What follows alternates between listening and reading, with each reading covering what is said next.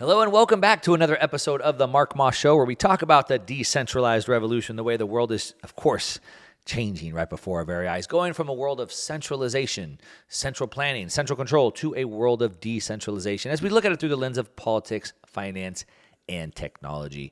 It's always technology that changes the world more than anything, and we have a world-changing technology in Bitcoin.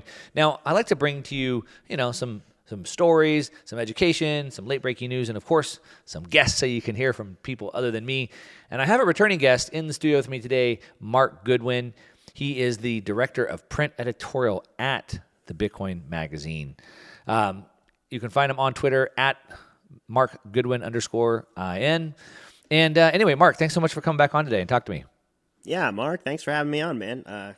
Great to be back. Lots going on. I know last time we got together, we talked about a lot of the things we've witnessed in the last few weeks. Bank failures, people realizing duration risk, Ordinals exploding. So, it's great to be back. And, thanks so much for having me. Yeah, I know last time we were on was kind of right when this whole Bitcoin Ordinals thing started, and we were kind of like hypothecating a little bit of like what potentially could happen. For everybody just paying tune in that maybe doesn't understand what that is, Bitcoin Ordinals is kind of like this weird word. It's basically a technological advancement, if you will, something new that's being done on the Bitcoin blockchain for ease of terms. Basically, Ordinals has been away. The main use case so far has been kind of putting these NFTs. Most of you have heard of NFTs by now, meme coins, things like that. And now they're putting them onto the Bitcoin blockchain as opposed to on other blockchains. And so that seems to be kind of the main use case for that right now. And lately, like this week, it's been causing a lot of uproar in the Bitcoin space for a bunch of reasons. So kind of maybe break down kind of what they are and maybe what some of the potential use cases of them are for right now for us, Mark. Yeah, absolutely. It was some tooling made by a Bitcoin dev in San Francisco, or in the Bay Area, Casey Rodamore. And the general idea of it, at its core, is it allows you to store arbitrary data into financial transactions in a way that is as least harmful as possible to the Bitcoin blockchain. Why do you say arbitrary? I say arbitrary. It's maybe not the best word, but it's kind of the word du jour. But I mean arbitrary in the sense that it's not innately a financial transaction, or rather that the data that's inscribed is not directly, it's not input or signature data relating to an actual financial exchange. You're actually putting in, a file. All Bitcoin transactions really are just, they're just bytes. And that's how transaction fees are actually calculated.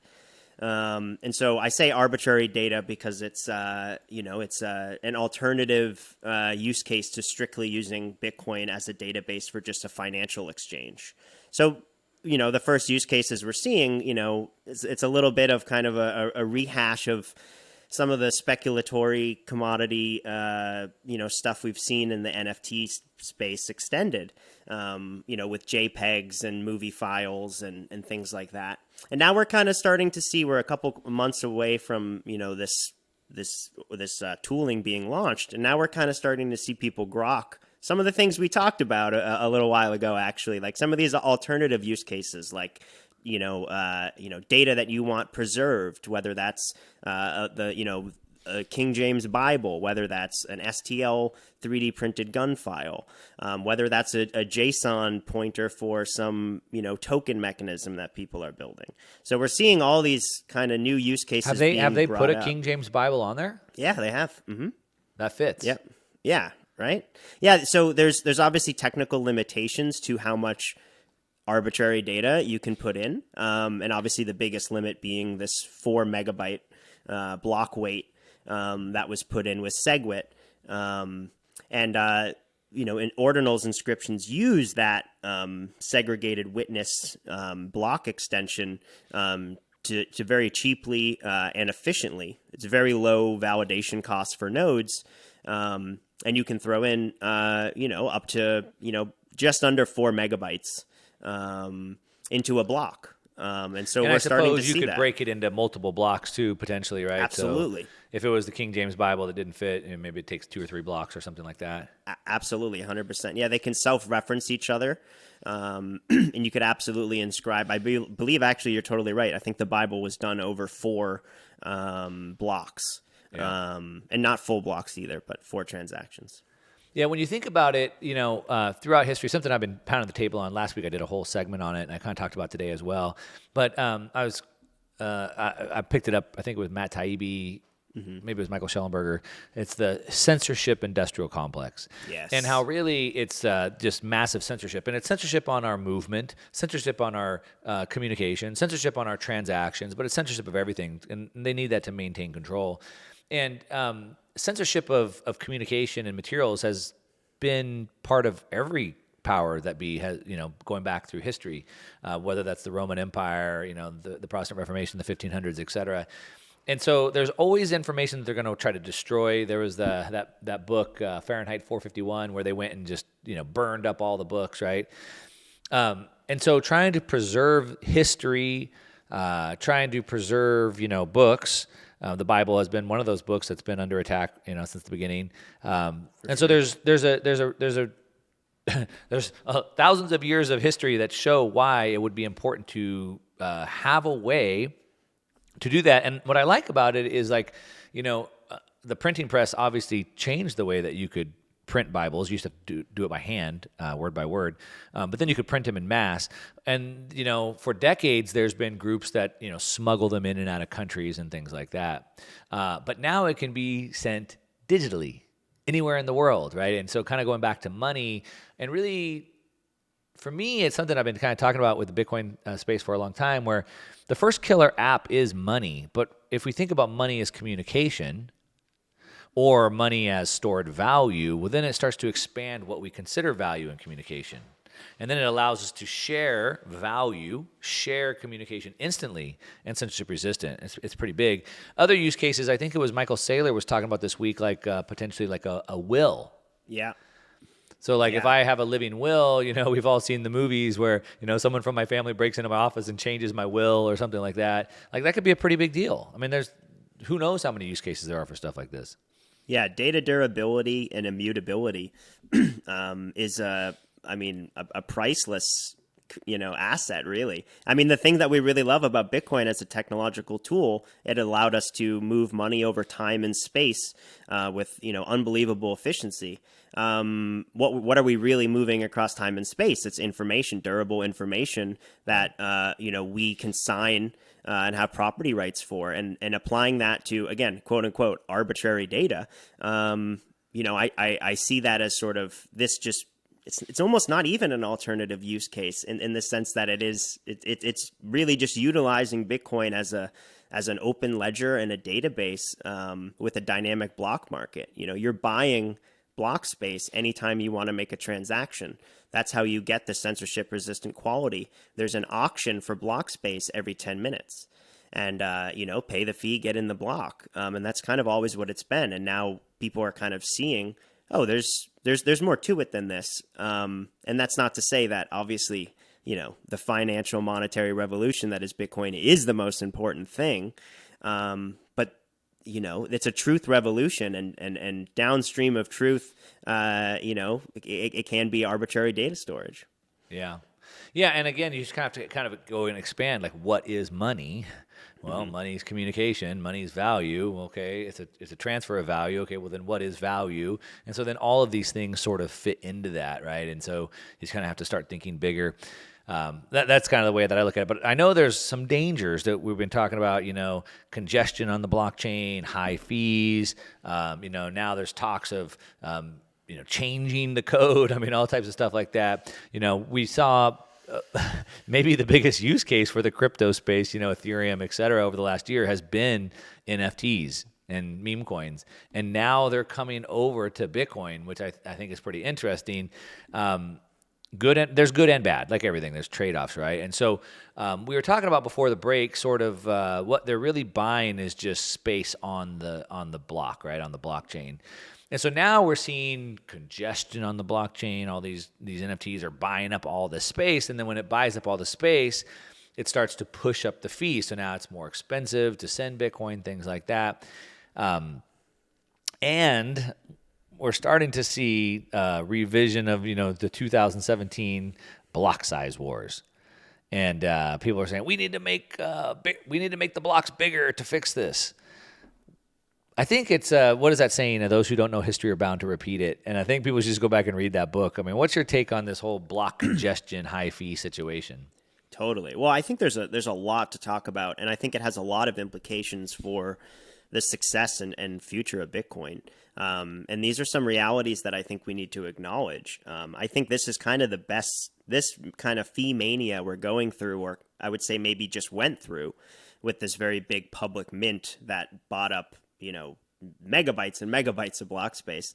It's a bit of a stress test for what Bitcoin is going to look like when we have 5 billion people, trying to get in block space, every 10 minutes. The reality of Bitcoin at a mass adoption level is very high fees, fees that are priced in Satoshis, the atomic unit of Bitcoin. And so, I think we're seeing, kind of the first, in the modern era with kind of, layer twos, a bit more established than they were, say, in 2017, kind of the last time we saw block subsidy meet the block reward, or rather fees meeting the subsidy. So just to break that down a little bit, when a miner wins a block, they of course get the subsidy, which is the issuance of new Bitcoin, which is a set amount and it halves every 4 years. So right now we're 6.25. And then there's of course the fees that you get from the financial transactions that have paid to get in the block. And so this is the first time since 2017 where we've actually seen the fee share of the total block reward be higher than the subsidy. And we saw that a couple days ago. And that is a reality that's going to happen. We have a halvening a year away now, and we have 30, I think maybe 29 halvenings left after that. And in which case, in around 2140, there will be no issuance at all. And it will be solely determined on if there is Bitcoin user activity sustaining the miners, securing the network. And that's going to rely on fees being high. So this is kind of a nice... That's one reason why high fees is a good thing. Absolutely, 100%. I think there's a lot of talk in kind of the altcoin community, chirping about Bitcoin. And when fees are really high, they go, okay, look, you can't scale. Fees are high. I can't buy coffee. And when fees are low, they say, oh, you have no security budget. You need tail emissions. Yeah. And it's ridiculous. It's like, no, this is what Bitcoin is going to have to mature into.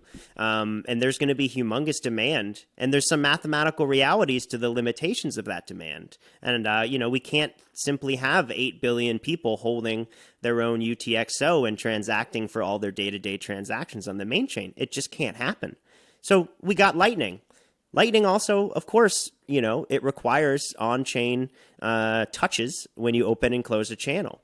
There was a lot of worry of people that had opened up Lightning channels, 4 years ago or 3 years ago, 2 years ago, when the fees were very low. And part of the trustlessness of these hash time lock contracts that uphold the trustlessness of Lightning, you set your fees for the forced closes at the time of open. And some clients weren't ready to do replace by fee to be able to actually force close your channel in a high fee environment. Is that trustless if you can't close to the main chain, right? So there's a lot of stuff we have to look at and just be honest about scaling and where we're going to go. And I think this is a great stress test because it's going to subside. The mania will die. And I think a lot of people look at this as an attack of some sort. And it's like, well, remember, this is Bitcoin. Thanks for paying our miners and wasting all of your Bitcoin, doing this quote unquote spam attack, if that's what this is. You've sustained the market and fed our miners. Thank you. And now we get to learn from it. That's really how I look at it. Yeah, I've been kind of looking at it the same way. And just so for everybody that's kind of catching up on this, if it's a little bit over your head, you can send Bitcoin on the main blockchain, which is final settlement. And now it's congested, so it's costing you a little bit more money, but you can move it over Lightning for almost instant and free. And so if you want to buy the coffee, send it over Lightning. Now, people say, but it's centralized. Well, it's more centralized, but for a cup of coffee, what do I care? If I'm going to buy a house, I mean, what's the big deal? It's cheaper than a wire transfer, so I'll just do it that way. So you can choose what your fee level is, how much security you want, and so that's great. I think more security is better. I'd also say some of this potential attack seems like there's some credibility there because it looks like a lot of the stuff that's being posted on there is just garbage.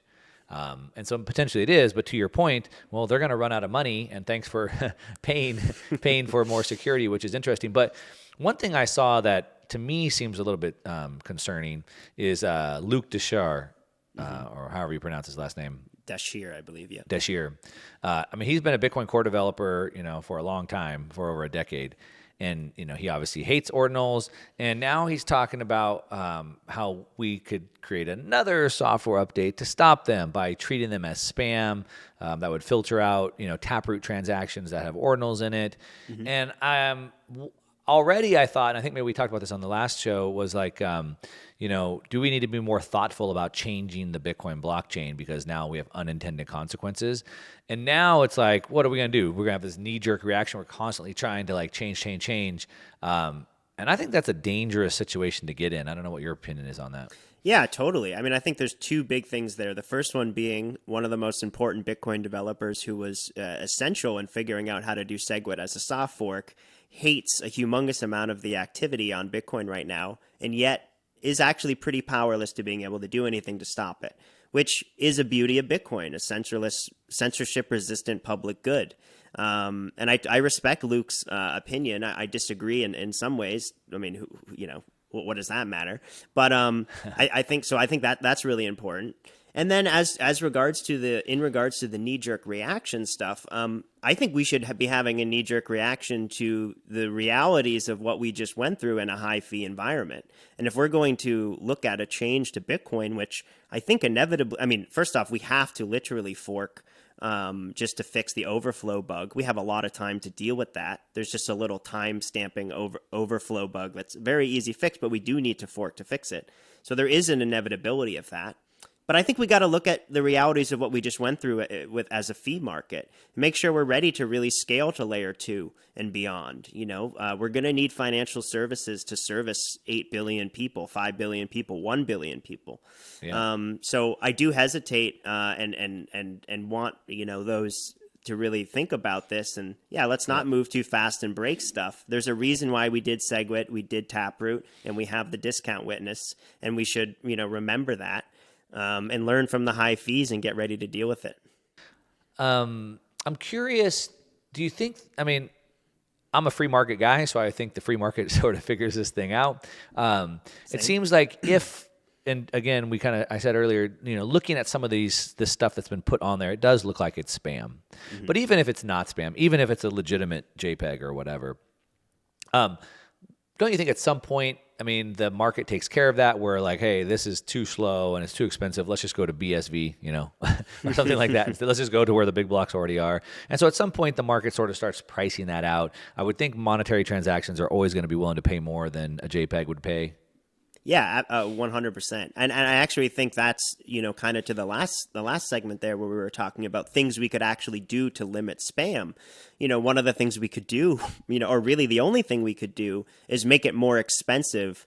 People are always had the ability to put arbitrary data into Bitcoin. So the restrictions that we would put in would really just increase the cost for the user to imbue data. But probably only by a factor of 2 or 4, just depending on the limitations of the protocol, what you can actually, make the block space more expensive. The market, if that's enough to stop these transactions, the market is going to 2x, 4x, 10x, 100x in fees. Anytime there's sort of this demand, explosion. So the market is already going to be pricing these JPEGs out. And you're exactly right about the financial transactions versus these JPEG or this arbitrary data, is that they take advantage of this SegWit discount. And so they're priced lower than inputs and outputs, which are not part of the segregated witness, and they pay the full weight of the fee. So financial transactions will innately, cost more and be weightier. And that's how the Bitcoin actually looks at financial transaction fees, right? the Bitcoin fees on the main layer aren't based on the financial value of the transaction. It's the byte size. So there we are again. So yeah, I think financial transactions will absolutely outpace, and these large transactions simply won't scale.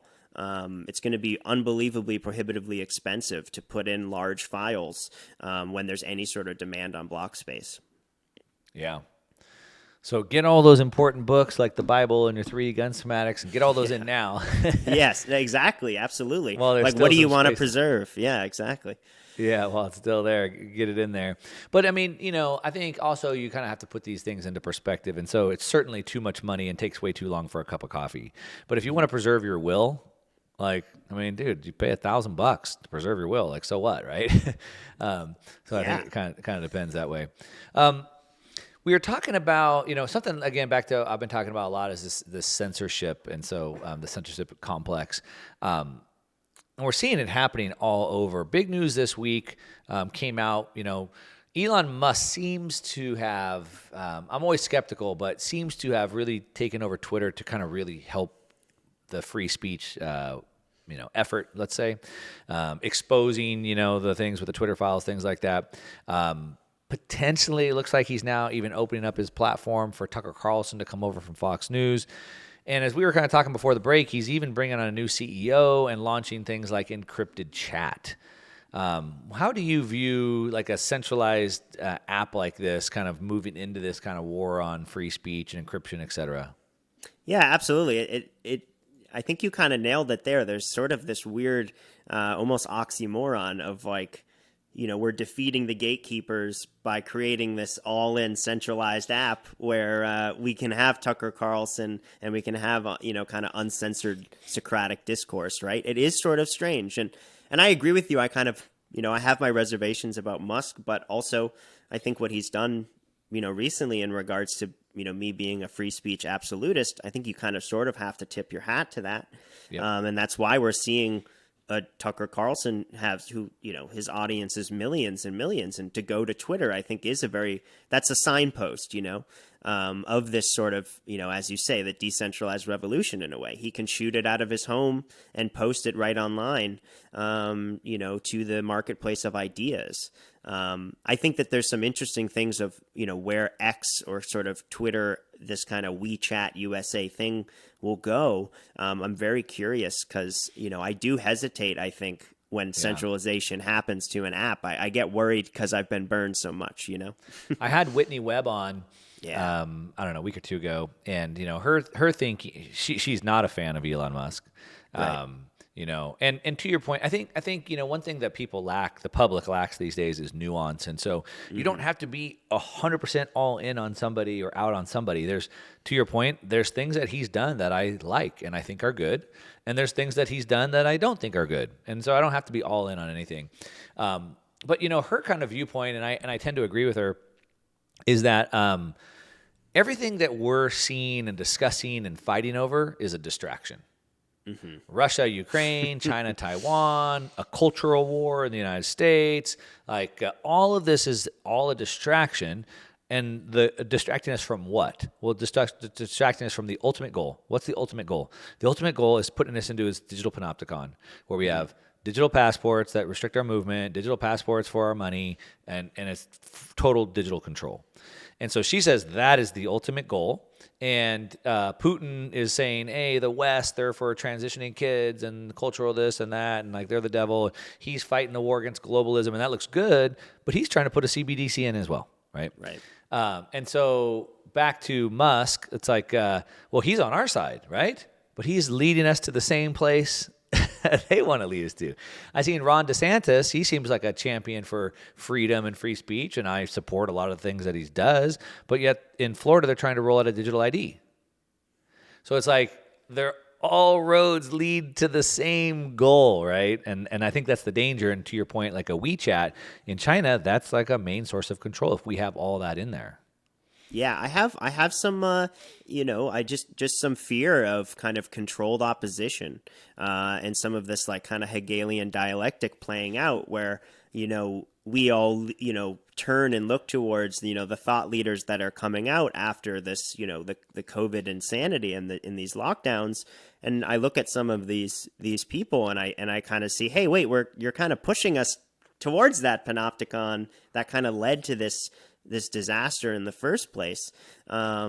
And so I do have some worry sometimes about that. And I think Whitney is right. I think she's a genius. She's an incredible journalist. I look up to her. Absolutely. I read all of her stuff. And she does great pods. And, yeah, I agree with her. I do think it's a distraction. And what is that final distraction is, from, it's financial control and data surveillance. And, in many ways, I think we're marching ever faster to that. And even sometimes I think some of the CBD talk is a bit of a red herring where it's like, we know Vault 7, we know what, Julian released, and we've seen that the NSA does spy on its own citizens. And we do know that, all of our data is stored and these are walled gardens that are not really that walled. So, I can't really imagine financial surveillance being much worse than it is. Knock on wood, of course. Well, don't say that. It could certainly, CBDC, is programmable. So surveillance is like, we'll catch you and we can do something. Whereas I think the programmable is like, we can preemptively do it. So we can guilty guilty until proven innocent, so to speak, I was doing an interview with Whitney Webb. If you're not following Whitney Webb, you should definitely check her out as well. But she was saying everything is a distraction to the ultimate goal. I live on the beach in California, but about 2 years ago, I bought a ranch out in Texas, and I got some cows and some goats, and I'm kind of figuring that whole thing out. I don't live there full time. Wow. And I was using this analogy with her where I don't know anything about animals, right? Not livestock. And we had these baby goats, and we were trying to get them from the pen because our baby goats were disappearing every night. We'd wake up, they were gone. Some animal, predator, whatever was getting them. So that was devastating for us. So we were trying to get the baby into the horse stables at night to protect it. So how do you get a goat, a mama goat and a baby goat out of a pen and move it, a couple acres into a horse stable? Cowboys know. I don't know. I don't know how to rope or whatever you got to do. So, but I do know how to use a carrot and a stick. So I literally got a carrot, which didn't work really well. Then I got this sweet feed and I put it in a wheelbarrow. And then we dragged the wheelbarrow of sweet feed and the goat was trying to eat it and I could just lead it. And then sometimes it would stop eating and it would get distracted. And so then someone else would come behind it and kind of like scare it, right? And so with the carrot, we were enticing it into the corral, and with scaring it, right? And it wasn't a straight line, but we got it there. And so that's kind of where we're at with this. And so unfortunately, all roads seem to be leading there. I know that you're going to be hosting a panel with Whitney Webb there at the Bitcoin conference, which is going to be awesome. I'm looking forward to that. And talking about journalism, I'm curious your take on that because I see what she's talking about, reporting about. Man, you would think in today's day and age, it has to be pretty scary. Just being a journalist, reporting on this stuff. What's your thoughts on that?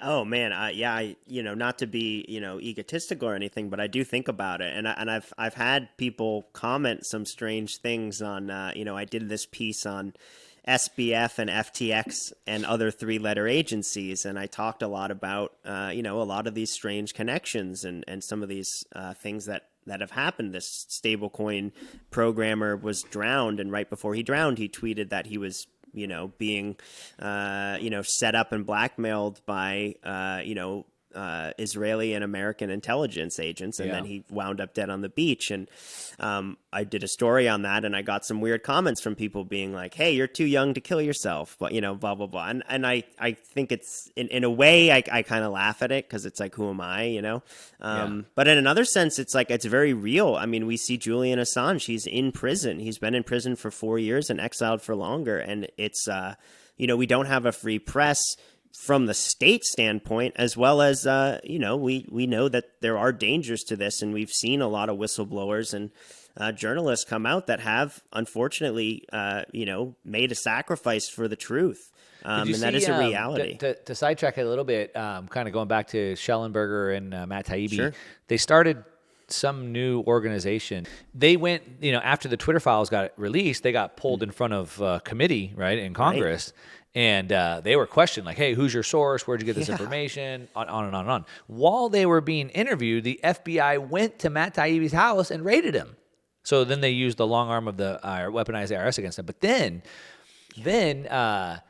MSNBC host, I forget her name, she did a story that basically said she debunked the Twitter files and it was all made up and it was all false. And then the Congresswoman, Sherry, whatever her name was, said, hey, she said that she debunked all that. So now you've lied to Congress. Now you're facing 5 years in prison. Yeah, it's a rigged system. In the same way we acknowledge the monetary system, we have these very special privileged debt partners. We have these very privileged, judicial, systemic infrastructure. This is unfortunately not a new thing. I mean, we've seen it time and time again, the powers that be sort of abusing and waltzing through, these sort of court cases or suits where, citizens that are doing any sort of pushing back on the oppression would get hit with the full book. To me, that's so insulting and so scary. It's incredibly disturbing that our government would do that. Meanwhile, where our president is tweeting about how the leading candidate for the Republicans is a threat to democracy, while we're jailing journalists, setting them up, baiting them to come to court, and then raiding their house while they're in court, and you try to set them up for perjury. I mean, that's not a free press. If you don't have a free press, you don't have informed consent. If you don't have informed consent, then you can't LARP about democracy. I think it's pretty simple. To me, it's very disgusting, and I wish Matt the best. I think that's a horrible experience to go through.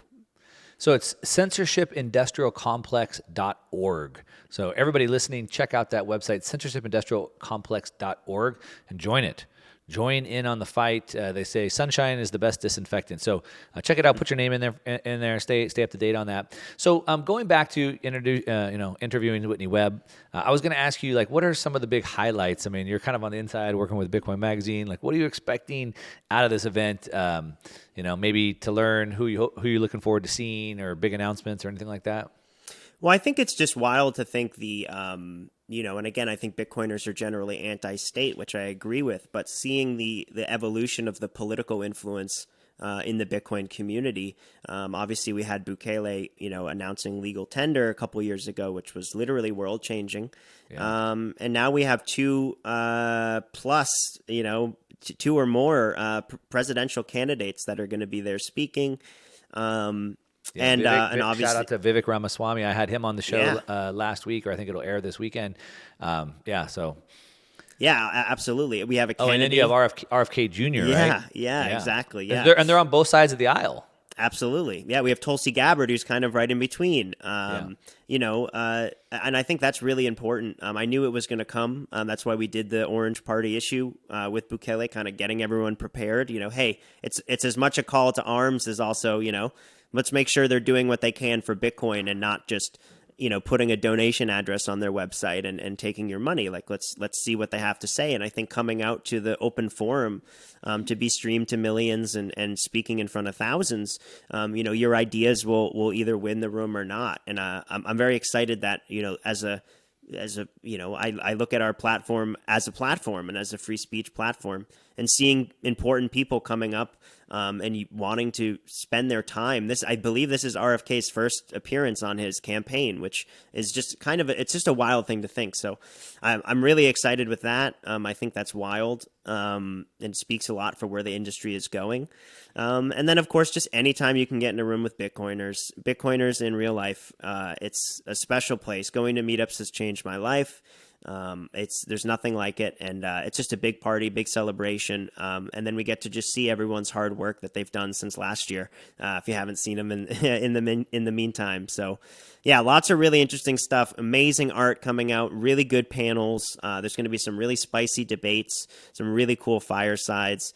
It's a ball, man. Miami, it's like nothing else. Yeah, it's going to be exciting.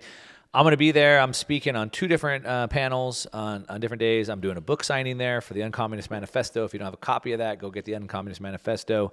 I'm doing a book signing. I'll be on the news desk one day. Lots of stuff. I'm super excited about. If you're going to be there attending, well, first of all, if you're not, you should be. Check it out. Go to the Bitcoin conference. You can get a discount with my code. Just put Mark Moss in there, and you get a discount.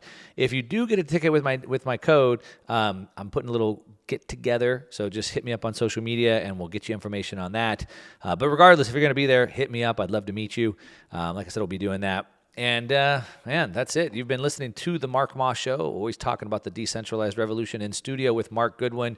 Check him out on Twitter at MarkGoodwin_IN. Director of Print Editorial at Bitcoin Magazine. Definitely get a subscription to that, bitcoinmagazine.com. Check us out next week at the Bitcoin Conference. And that's what we got. Thanks so much for listening today.